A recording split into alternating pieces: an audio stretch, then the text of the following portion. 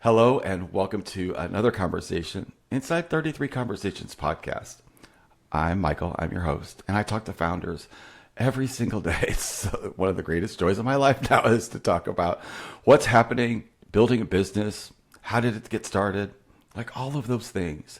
What's underneath the human side of actually making it real in the world. And my guest today, Elisabeth, knows a little bit about that.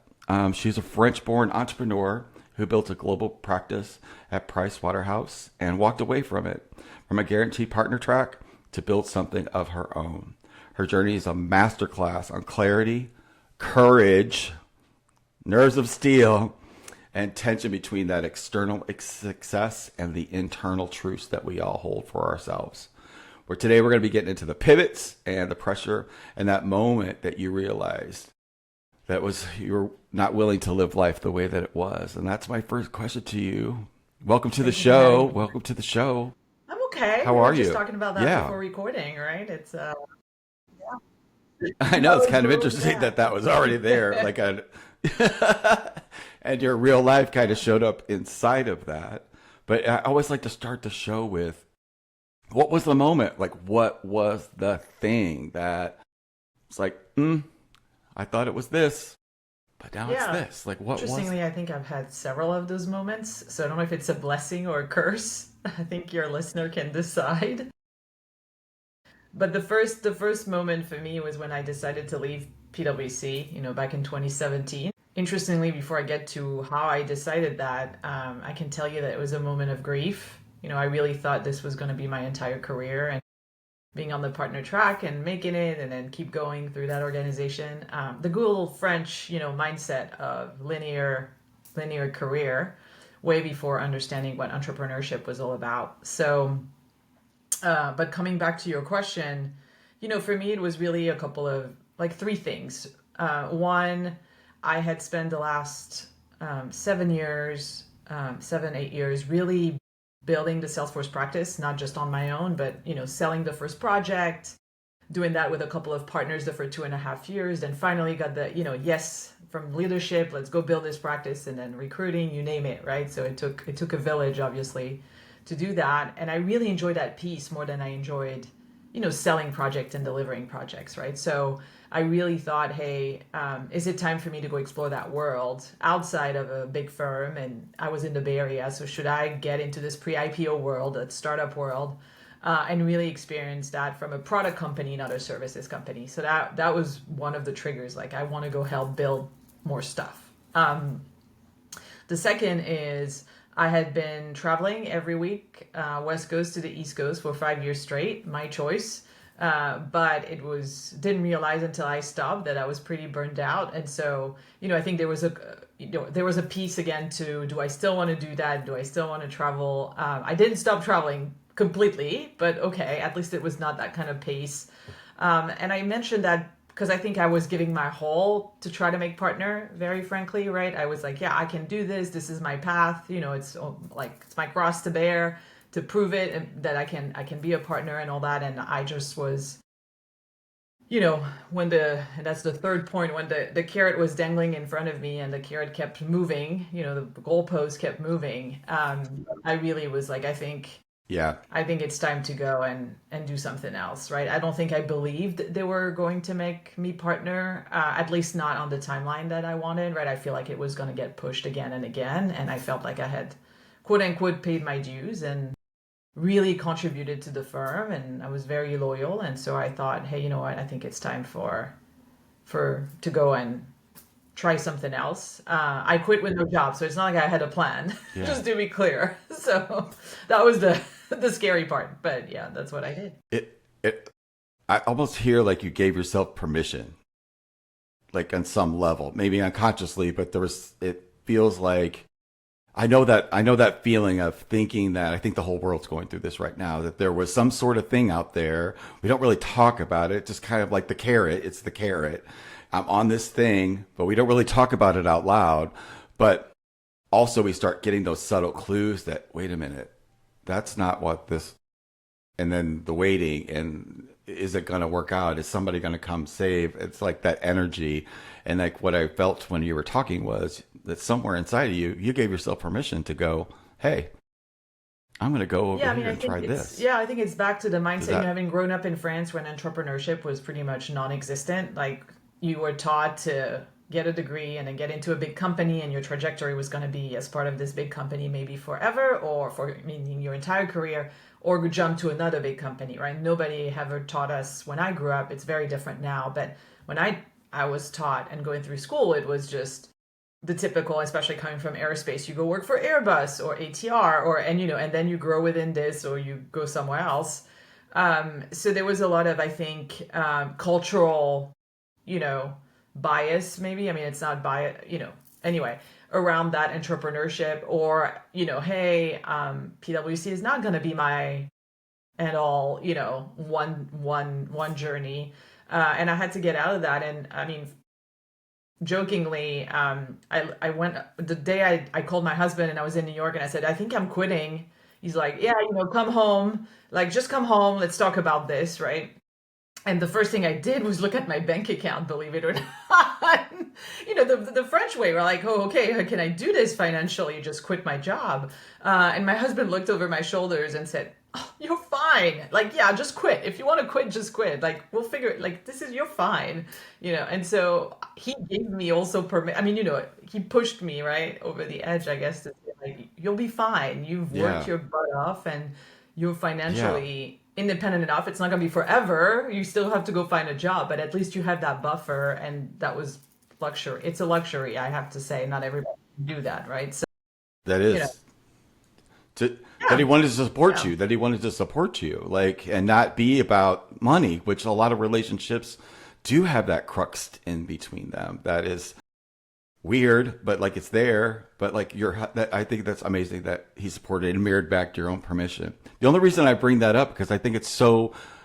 I don't think we understand that we have the right to give ourselves permission to do things because of the what you just said about the unspoken wiring growing up about it all came from survival. Our parents didn't know any different. Our society didn't. Maybe they did. Maybe they didn't. I don't know. But we know now that we can choose to move for those things that are inside of us, these dreams or feelings about creating something or wanting to experiment to see if it's even possible. And how are we ever going to learn if we stay in the same track? So I think it's awesome that you did that. But I'm so curious about how that impacted you like there's a physicalness to that change, there's an emotional aspect to that change. How did that play out in your seeking and building what's now Yeah. Boxy, right? The first piece, it took me 8 years before, or, six before I started Boxy, or I thought, I was founder material, if that makes sense. But the first feelings that I had, like I said, when I left, I was grieving, right? It was kind of the end of a chapter, mourning the fact that I was not going to make partner, at least not here, not now, maybe not never, but you know what I mean?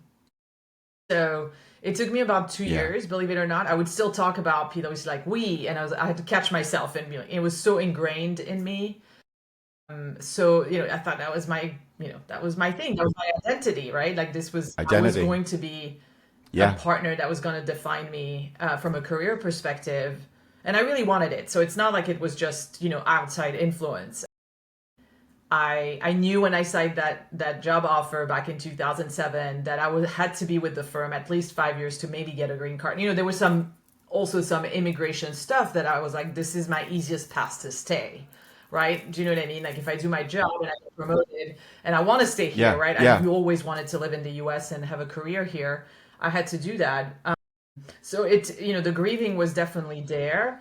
There was also a bit of fear, like, hey, I had stayed with the firm for 10 years. And when I started talking to people, re-networking or networking for jobs, it was like they didn't know where to put me, right? It's like, oh, you were a director, you have this skill set, but you've never been at a product company. You've helped product companies, So there was also this mismatch of, yeah, like not fitting in an exact title, translating from consulting to a product company back in 2017.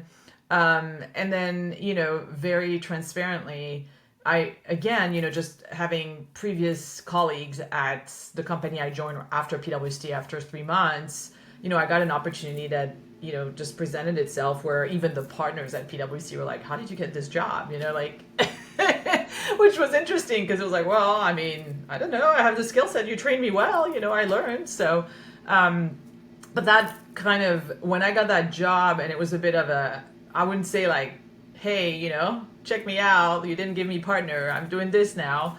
In your face. Don't say. You might want to cut that. But No, I know. That's real. That's I real. did think about that. That did cross my mind when I got the job. But at the end of the day, there was a lot of excitement too when I finally got that opportunity because I was gonna experience a product company. It was a late stage pre-IPO, so I was gonna really discover that. I had no clue. I was coming in from this consulting, career, and I learned a lot. And so there was also a bit of, oh my God, it's like first day at school, right? Like you're just going in and it's, almost like a new school, right? Completely new school on top of that. So that's really how I felt, at least from emotionally.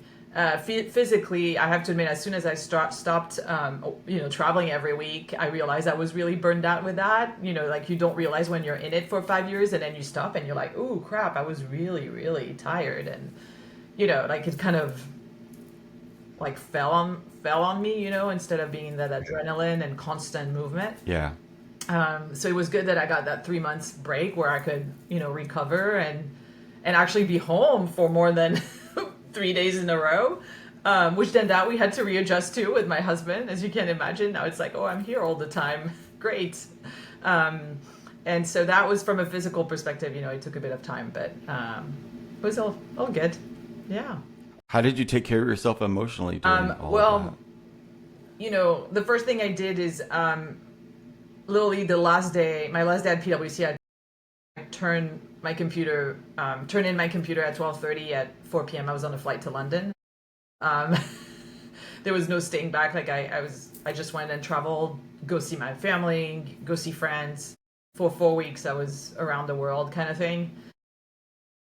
So I did travel, which but it was a complete, no, not being worried about work or work waiting for me or anything like that. So it was very freeing the first 4 weeks because it was just like, I have nothing to worry about. I don't even have a job waiting for me, like coming back, a new job. So it was a bit scary, but at the same time, it's like that feeling I haven't had for a long time, which is you don't have to worry about. I mean, you're in that, yeah, not anything, you right? say You're it. just, Yeah. Yeah. I thought, hey, no matter what, like, I can give myself a bit of time before finding a job. So it was that perfect 4 weeks of, yeah, exactly. Just me. It doesn't matter what happens home. It doesn't matter. Do you know what I mean? Like it was a great break. I have to admit. And then after that, came back, started networking to find a job. Took another week we had planned with my husband, like that was the proper vacation of the 4 weeks. So we went back, for another week of R&R. And then I was just, could work out more, a lot of things like that I could do because now I was not traveling. So I did a lot of that for the 3 months before I started the job. Yeah. Do you still do like take care, like have those things scheduled in your life and as a balance? I'll just I say think it's the a last balance. 2 years or even 3 years now, I haven't done a really good job with that.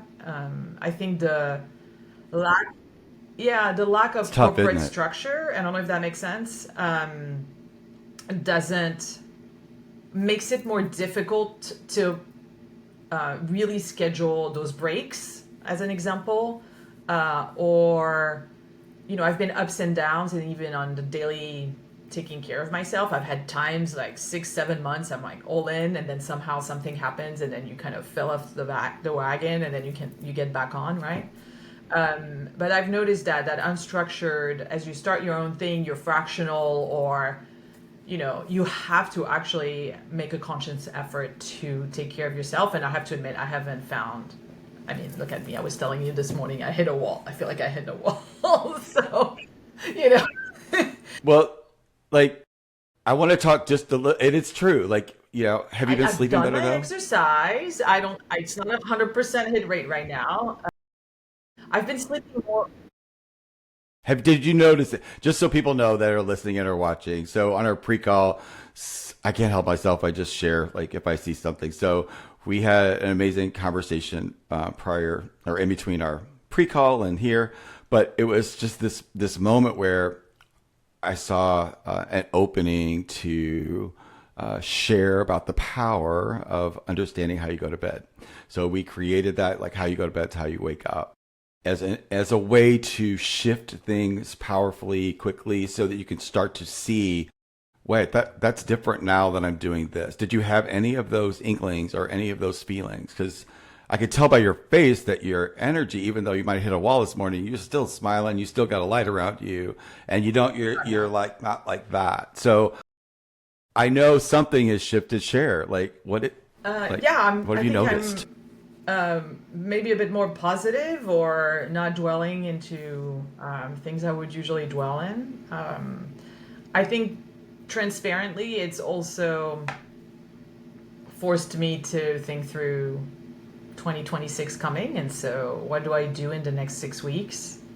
What do I want for next year?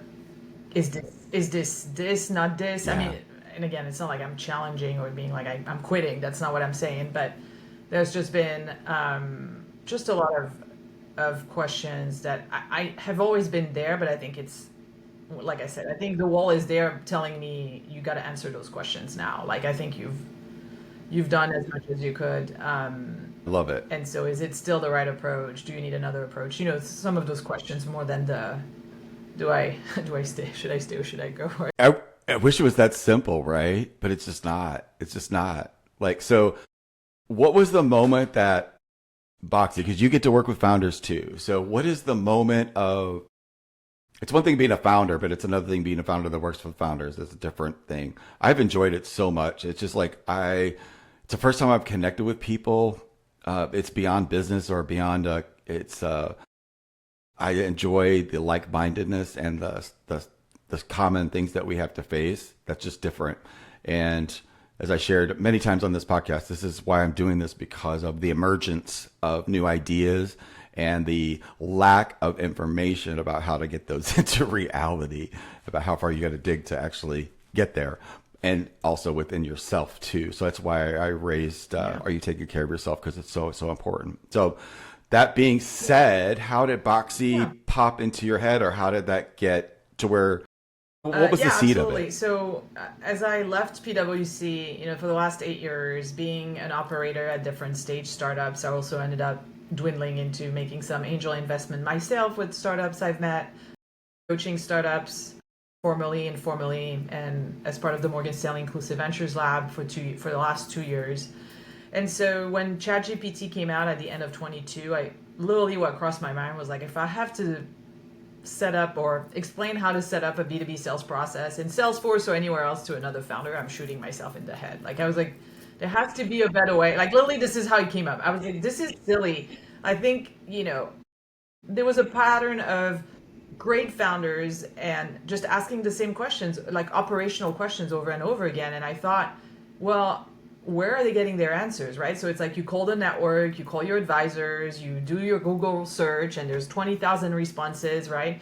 And I thought, hey, I think the tech's here. I think the tech has arrived, and we can create leverage for founders. We can't, you know, I'm not going to tell you what to build or how to build it or sell. You got to go sell for yourself. But at least like all the crap that you have to do to scale set up the company, scale the company, and continue growing that you need, can we guide you? So the original idea at the end of 22 was ops in a box, right? Like, or as one of my founder's friend named it when I interviewed him, was like, I think you're trying to build startup for dummies. You know, that yellow book? I Yeah, guess. Is that an interesting way to put it? yeah.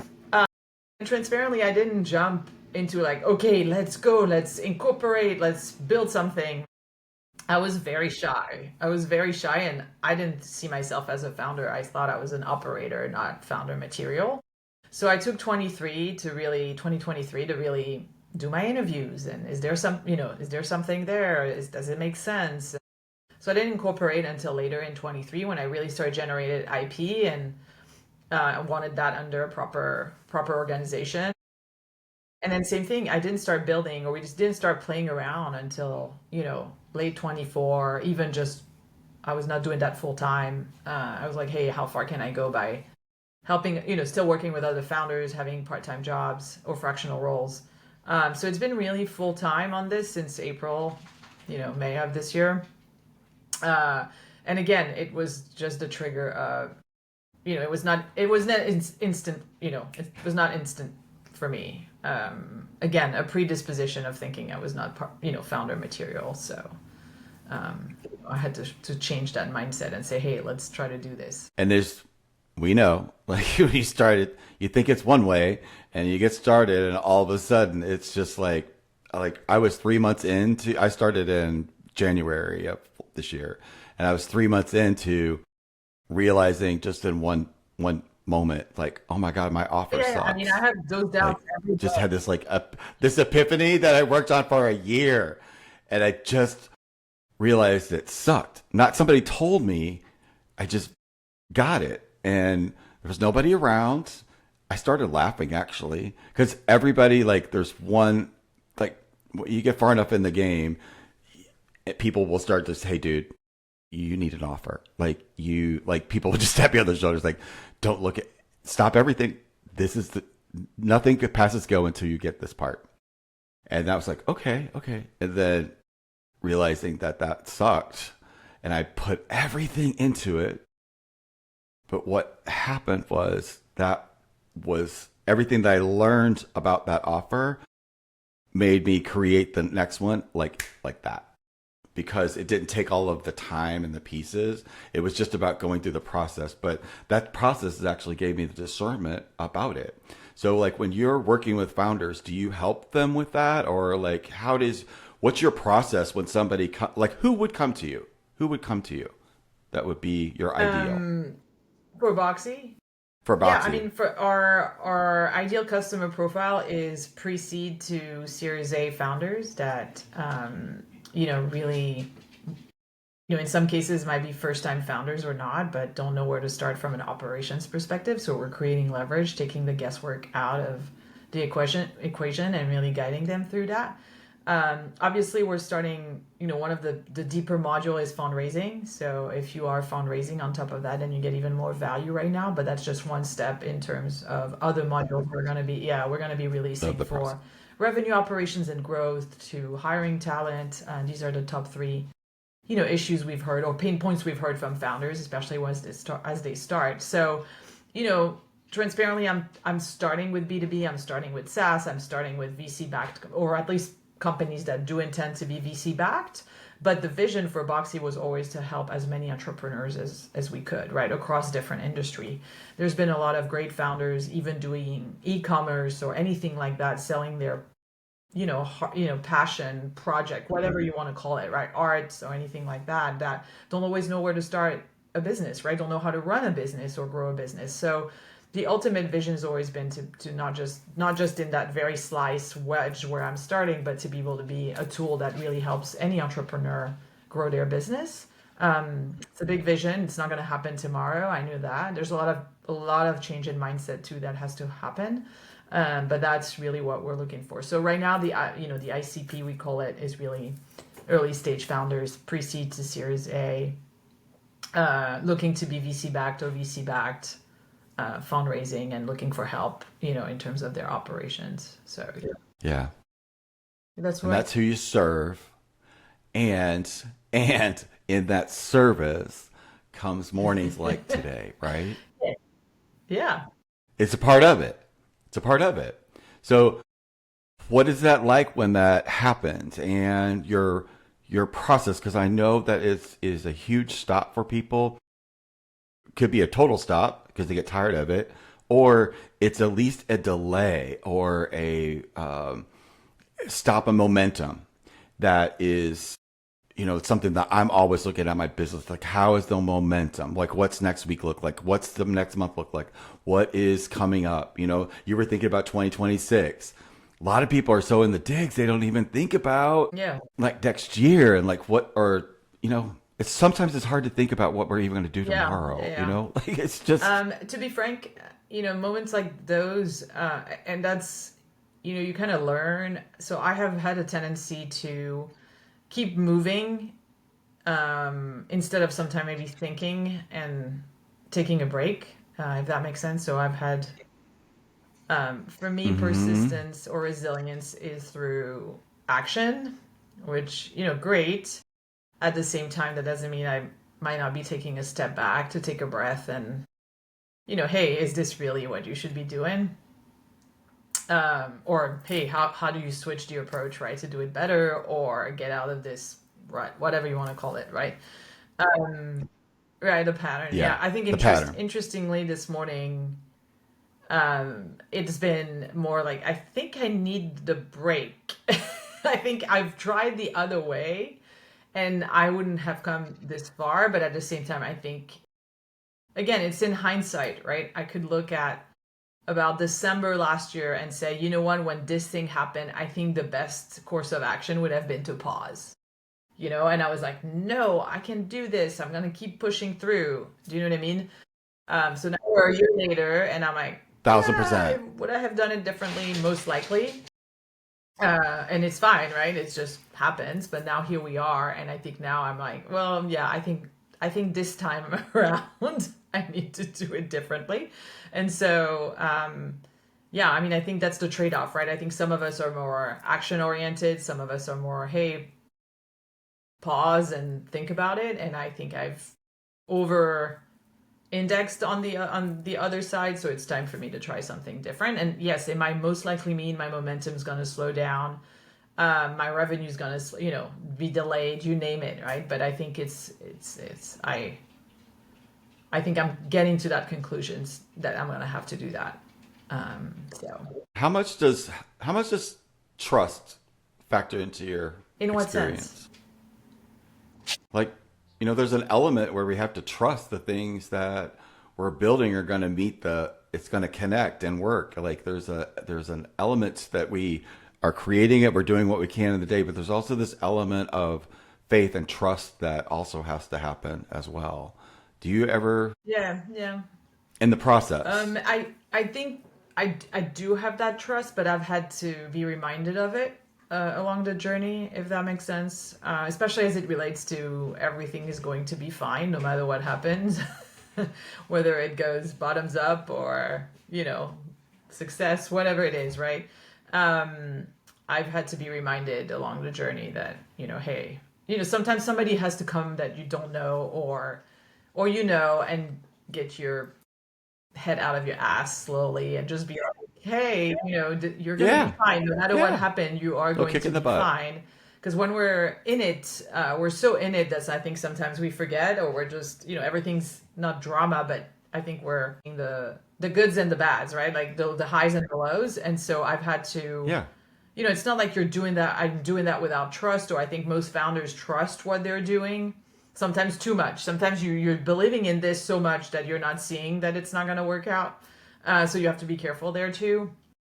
But there's been, I think we as founders sometimes forget that there has been a lot of founders failing before they succeeded, or, having baby steps successes that were not life changing at all, but it's, hey, I'm on company number 6. My first company, I sold IP for 50K. You know what I mean? And then I went to the second thing, and then this, and the third one was a failure, and then I went to fourth, and now the sixth one is really the life changing one, and Yeah. that's the success. And I found, and I think we forget that as founders. We all think that it's one idea, let's go, and we're going to be the next sometime meta, whatever, right? And you're just like, well, no, actually, most founders have had several exits, several failures, several, difference of non-linear, again, not one shot, right? Only a very 0.1%, I think, of founders get that one shot that just, the meta story or the any other. So from that perspective, it's trusting that process and trusting, and being reminded that this is just a journey and it'll be fine. No matter what, it will be fine. Yeah. No matter what. But a powerful, powerful thing to point out because that is what people think. I got an idea. I mean, I can relate. I totally did the same thing. And it's going to work because I saw it. I saw it. Like, that's just how my brain worked. But it wasn't until, and I make up stories about when it didn't work out. But the reality and the most powerful thing is when people come to me and was like, I see what you're doing, but you have to get really clear. This is a hypothesis until it's proven. And look at it like that, like a game. It transformed it into a game, which made it fun for me. And it made going through those spaces of hitting the wall just a little bit easier because I knew that was like, hey, we all want to be in the herd. We all want to be in the, even though everything about being a founder or building something outside of the box is not that. But at the same time, we get to create that with each other, which I think is extraordinary, and support each other because all of our audiences are different, but our passions are universal. So what's the spark for 2026? It's a good question. So I don't do resolution. I usually do a word for the year. 2025 is Ooh. breakthroughs. I'm still waiting on them. So I have 6 weeks universe. So you better get cranking. I don't think I've had a breakthrough quite yet. So I'm waiting on. I mean, I'm waiting. I'm like, hey, 6 weeks. Let's go. I don't know. I don't know yet. You'll have it. 2026. What the word is going to be. I have to admit. I usually do that. A few weeks before, a few weeks after. It's not like I try to have it for January 1st. Sometimes it comes the week after. Maybe spark should be the word. Maybe that should be the word. My word. Yeah. Oh, I Or don't know. sparkle. Yeah, why not here? Yeah, exactly. My spark So sparkles. that's a great question, but yeah. Well, this will air if you hit it, text it to me, and I'll make sure I put it That's in the fair. description box below. That's the one you went with. Yeah, But I spark like is a good spark. one. I like spark. If I was thinking of a word too, I'll think of that too. I've never thought about it in a word. I write prophecies about like the end of December 31st, 2026. Like I look at what I said this year, which that'll be really interesting to see because I totally forget. And then I write the one for next year. So I'll put that in there too. Like it's important. And this will be airing probably right before Christmas time anyway. So it'll be Well, I'll tell something you someone one can thing. ponder I over don't do what you do, but yeah. somehow earlier this year, somebody gave me this like 12 goals intention thing, and I did it. And I think if I look at it, nothing happened. So just FYI. It has to be, it can't be made up. It's got to be a connective thing. It has to be connected to us. If we're not passionate or it's not coming, here's the divider. Most folks think life is happening to them and to us. And in that space, it's really easy to think about, oh, well, I want this and I want that and I want that because it's coming at me. But what I'm talking about is when something's coming through you. And that's what I've been experiencing for many years because of that perspective. Like what's coming through me? What is my now telling me about my next direction? So I'm going to take that on. And when I get some downtime, because I am going to take the end of next week off for Thanksgiving, and there's going to be a couple of spaces. Yeah, I hear you on the momentum, but it's going to be there, and it's okay to take a little break and just be with family and know we're going to be okay no matter what. But powerful, powerful story. I love having a conversation with you. But as we end here, I'm going to ask you something. If somebody's listening to this podcast and they feel that they're stuck in between what life told them they should be and what their heart's calling them to be, what would you tell Do them? it. Yeah, I know it's a do bit it. cheesy. It used to be the Nike, the Nike slogan. I never thought I would have the career I've had so far. I don't think I would have, I grew up thinking it was going to be one job and the end and be all. And in hindsight, I think I would have maybe switched sooner than what I did. Now that I know what I know, I think, if you're really passionate about something, and again, I'm saying that everybody's circumstances are different. So I would not say go put yourself at risk or in a financial situation where you can't recover from. So again, it's not a just do it, completely like no matter what, right? You have to be confident enough that you're not putting yourself in a tricky situation. But if you have the ability to do it, even if it's 2 months, 2 years, whether it fails or it succeeds. You might, no matter what, learn something about yourself, learn some skill sets you never thought you would learn about or you had, that's also something. And so I think it's pretty powerful. No matter what happens, take that chance on yourself. Really, that's what it is. And so I would say, no matter what it is, doesn't have to be tech. It doesn't have to be anything that you feel like doing, do it. And maybe it's a side gig. It's a hot whatever, right? It starts as a hobby on the side while you have a full-time job, and then it evolves into something else. A lot of people started that way, but I think just do it. Don't wait for the perfect moment and the perfect situation. It doesn't exist. So Yeah, because that's right. never going to happen. That perfect moment's never going to happen, especially now. So it is that, and just know if you're listening to this, that wherever you're at, like there's nothing that you don't have in the moment that you might think you need that's outside of you. You always have exactly what you need to get you to the next moment. It's never failed me. And it's just something that you have to look for it, because if you're trained to look outside yourself, you won't see it. It will look dark, it will look dire. But if you coming from that other point of view where it's happening through you, there is always everything that you need is always inside of you. I believe that more than anything in the earth. So know that, and the world needs what you've got inside of you. It needs that idea to be out of your head and in reality. Elisabeth, thank you so much for sharing your story with us today, and the courage and the chutzpah that takes to go do what you did. I love it, and continue to do it every day, and still your character is still I don't know about that. intact Talk to and me in a few years. We'll present. see. I No, I'm see it. kidding. So, see, you want to deflect that. I'm not going to let you deflect that. That is real. That's coming through. Everybody sees it. So thank you for sharing it with us and our listeners today. I so appreciate it. And to everyone that is out there, that check out Boxy AI.io.